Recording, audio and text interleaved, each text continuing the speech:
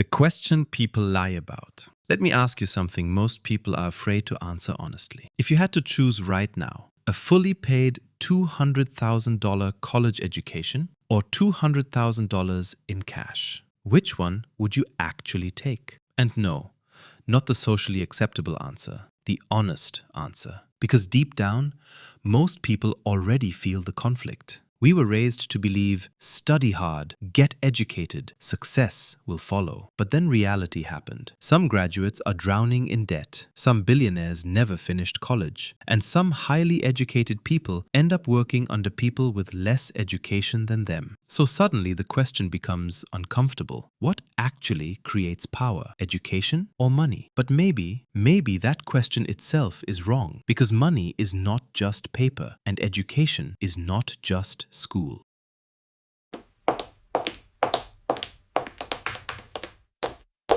What money actually is.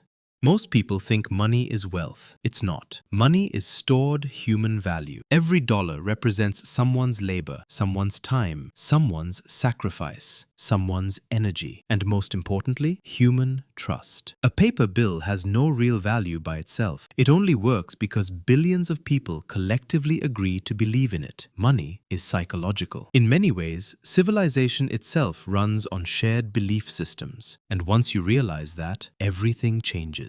Because if money is based on trust, then understanding human behavior becomes more valuable than simply memorizing information. That's why some people with average education become financially successful. They understand risk, emotion, negotiation, timing, attention, human psychology. But now comes the deeper question. If education is truly the path to success, why do millions of intelligent people never get access to it?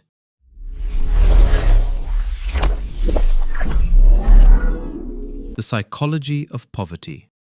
A child born into poverty does not think the same way as a child born into comfort. Psychologists discovered something powerful. Financial stress changes how the brain makes decisions. When humans are under survival pressure, the brain starts focusing on immediate safety, food, rent, bills, survival, not long-term intellectual growth. A hungry brain behaves differently than a secure brain. That's why telling poor people to just focus on education can sometimes sound disconnected from reality. A teenager working 14-hour shifts to support family is fighting a completely different psychological battle than a student peacefully studying in a safe neighborhood. And yet society compares them as if the race was equal. Some people don't reject education because they hate learning. They reject it because survival is louder than ambition. And this is where privileged people often misunderstand poverty. A poor person may need money before philosophy, because you cannot explain mindset to an empty stomach. But now comes the twist. Even the richest people on earth eventually depend on educated minds.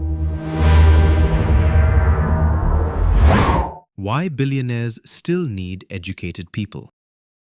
A billionaire can own companies, factories, private jets, real estate, entire industries. But when crisis comes, who solves the problems? The lawyer, the engineer, the scientist, the economist, the doctor, the strategist. Money can purchase expertise, but money cannot replace expertise. And that reveals the hidden structure of society. The wealthy often control resources, but educated minds control direction. One owns the ship, the other knows how to navigate through the storm. But wait, there's another uncomfortable truth. Education itself does not guarantee wisdom. Some people have degrees, yet cannot think critically. Meanwhile, some street vendors understand negotiation, emotional intelligence, risk, and survival better than many university graduates. So what is intelligence really? Memorizing information or understanding reality? Because history shows something terrifying. Entire populations can be highly educated and still be manipulated emotionally, politically, and financially. That means true education is not information. True education is awareness. Awareness of how power works, how fear controls people, how money shapes behavior, how media manipulates desire, and how society quietly programs people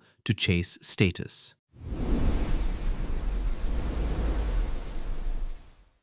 The mind-blowing hypothetical.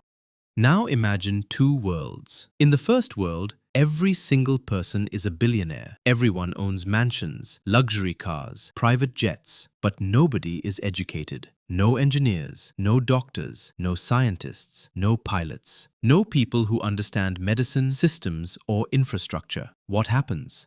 Civilization collapses because wealth without knowledge cannot sustain society. Now imagine the second world. Every person is highly educated. Scientists, thinkers, inventors, doctors. But there is no money, no economic system, no exchange of value. Eventually, society collapses again because intelligence alone cannot organize resources at scale. And suddenly you realize something profound. Money and education are not enemies. They are two survival systems humans created. One organizes resources, the other organizes understanding. Civilization needs both. What psychology really says. Psychology research discovered something fascinating. Beyond a certain point, money stops increasing happiness dramatically. Why? Because after survival, humans begin searching for something deeper: meaning, purpose, identity, understanding. And that is where education becomes powerful. Not school alone, real education. Learning how humans think, learning how power operates, learning how emotions control decisions, learning how to think independently. Because a person with money but no self-awareness can destroy their own life. And a person with knowledge but no ability to survive financially may never fully use their potential. So the real battle was never education versus money. The real battle is awareness versus ignorance. The answer nobody expects. So here's the truth nobody says out loud. Money solves problems of survival. Education solves problems of understanding. The poor may need money first. The rich may need wisdom more. But neither money nor education alone can save someone who never learned how to think clearly. Because civilization does not collapse when it runs out of money. Civilization collapses when people lose the ability to understand reality. And maybe the smartest people are not the ones who chose education over money, or money over education. Maybe the smartest people learned how to use both, without becoming controlled by either.